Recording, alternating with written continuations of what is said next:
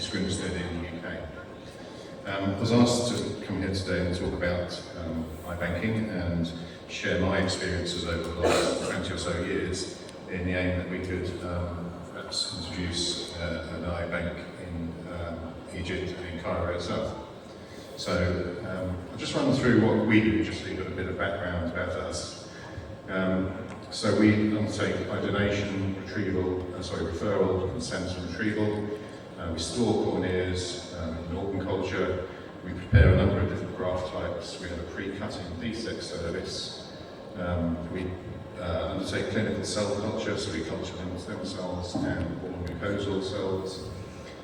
We undertake the preparation of autologous plasma eye drops, which is an important product when we're treating stem cell deficiency using stem cells. In the UK, we have problems with donation as well, and we have to import corneas from the US. We've set up an import license to do that.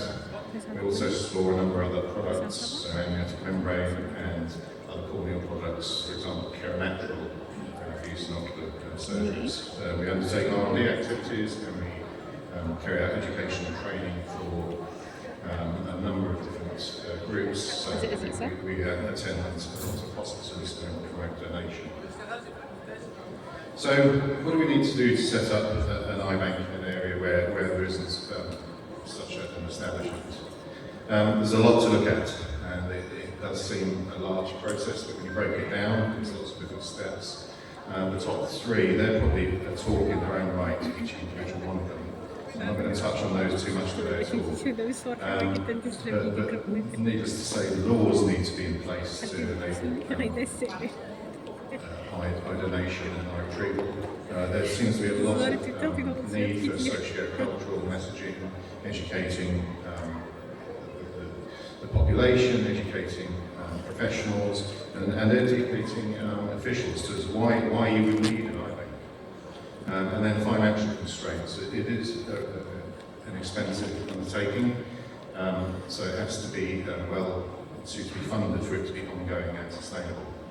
So today I'll talk about what we can have a direct impact on immediately, and that's the lower list there. So quality, tissue donation, retrieval, processing facilities, and tissue distribution, and workforce is not a thing to be taken lightly. There's a lot of effort involved in iBanking, so it needs to be started building in. So any project should be run through conventional project management processes. So you need to establish what's desired, what's required, and also what is feasible, so what in the local environment you can actually feasibly provide. So to do that, you need to form a gap analysis. So you need to look at what is needed and what is currently in place or available. So to instigate any changes, there should be a formal change control process. All decisions and conversations with stakeholders should be recorded. And then once a decision has been made, there should be a risk assessment of those processes. And if the risk is deemed too high, then you go back round and look at the process again until you establish processes which are safe and achievable. So assuming that the laws can be implemented, amended to allow this, but you need to be working with meaningful codes of practice standards, and to create those, if they're not in existence, you need to have iBank associations or advisory committees, so they need to be set up. So you need to involve a lot of groups of people and tap into their expertise. So there's lots of examples of this around the world. So there's lots of different iBank associations in the EU, in the US, India, Asia, Australia and New Zealand have their own one. We don't have an iBank association in the UK, but we've got a lot of other bodies that we can tap into for information on standards and contraindications and processes. So we're regulated by independent regulators, so the HTA and the MHRA. So when you set up initially, if there aren't regulators in Egypt, you might be driving the regulations. So you might be the ones informing future regulators, your codes of practice that you put into place they might at first be self-marking your own homework almost. But believe me, once you start doing something, eventually regulators will come. So it's good to get everything in place for that eventuality. And the strongest way of enforcing standards is to have independent regulators, and the regulations that they audit against would have some degree of statutory force.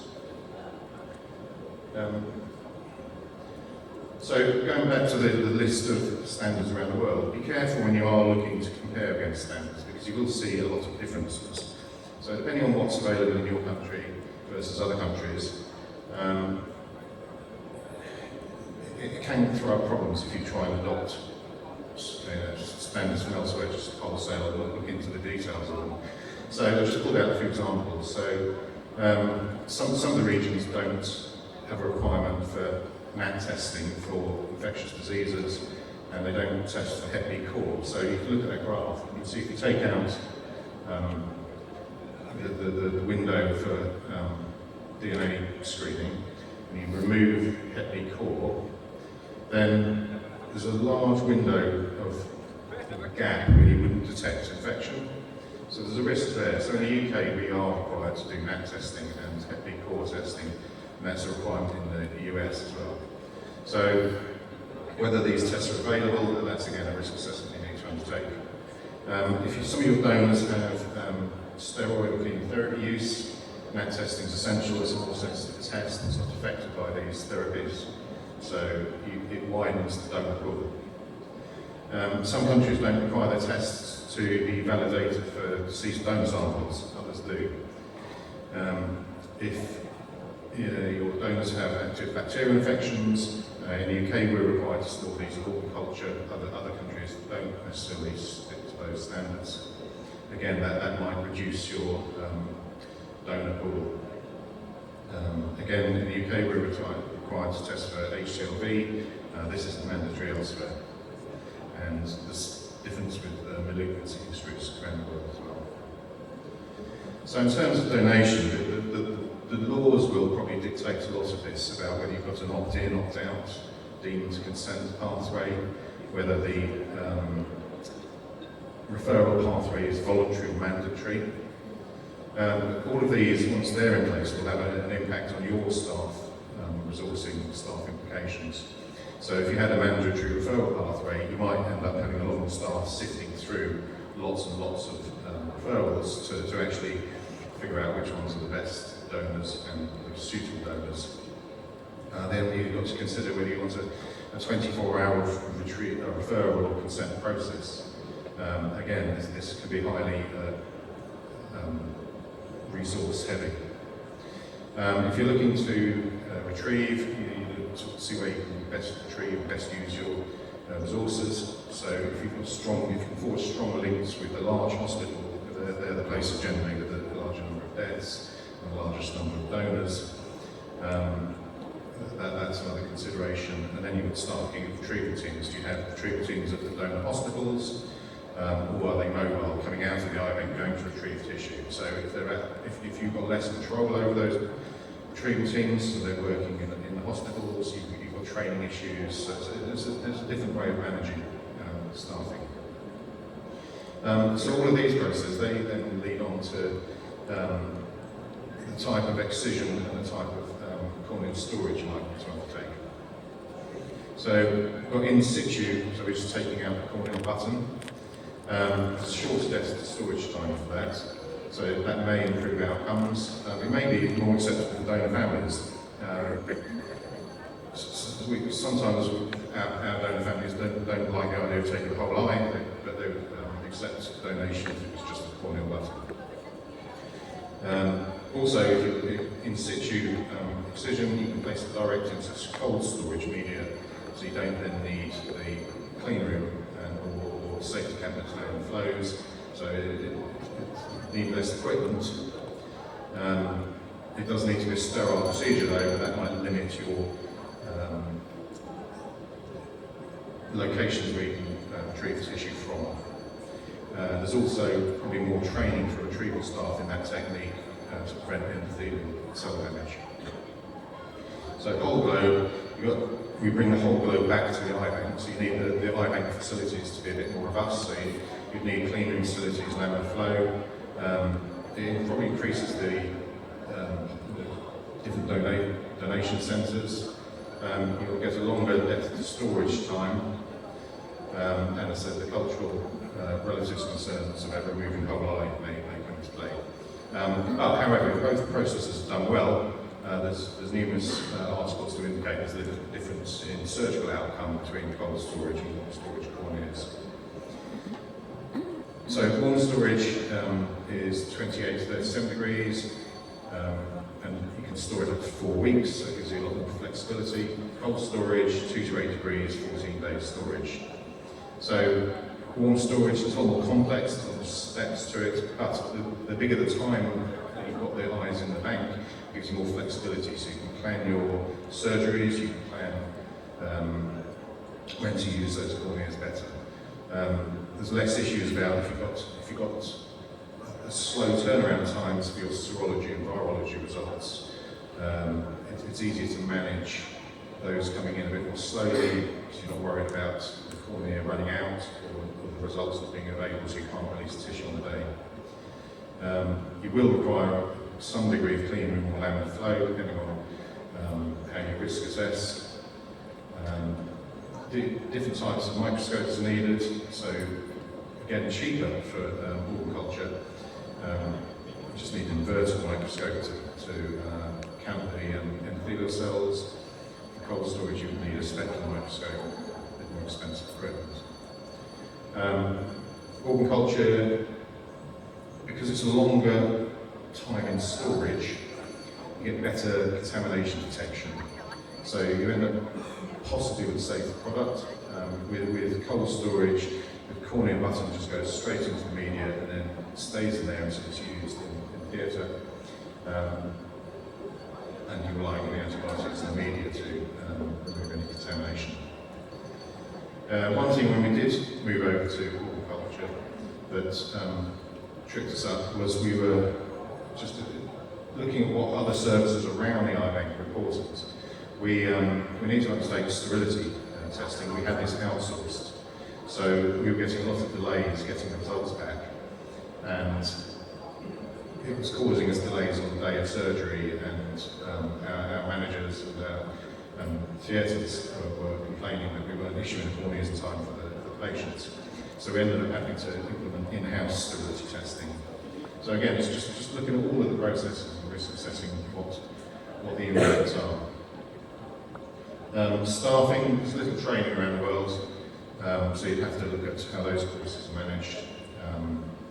In the US, there's certified eye bank technician training, but a lot of it is in-house, and we're in-house in the UK.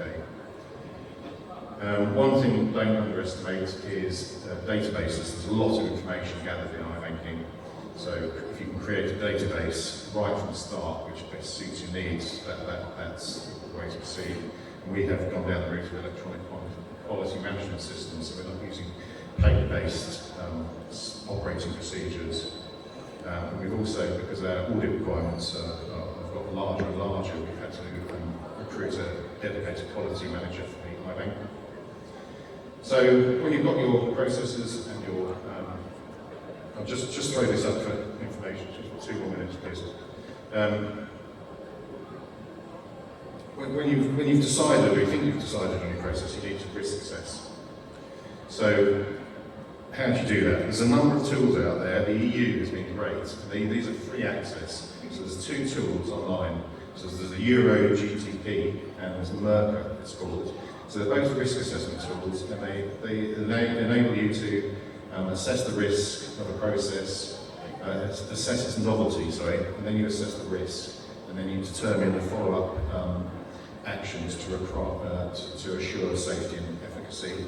And then there's another tool which helps users identify contamination risks in new processes or existing processes.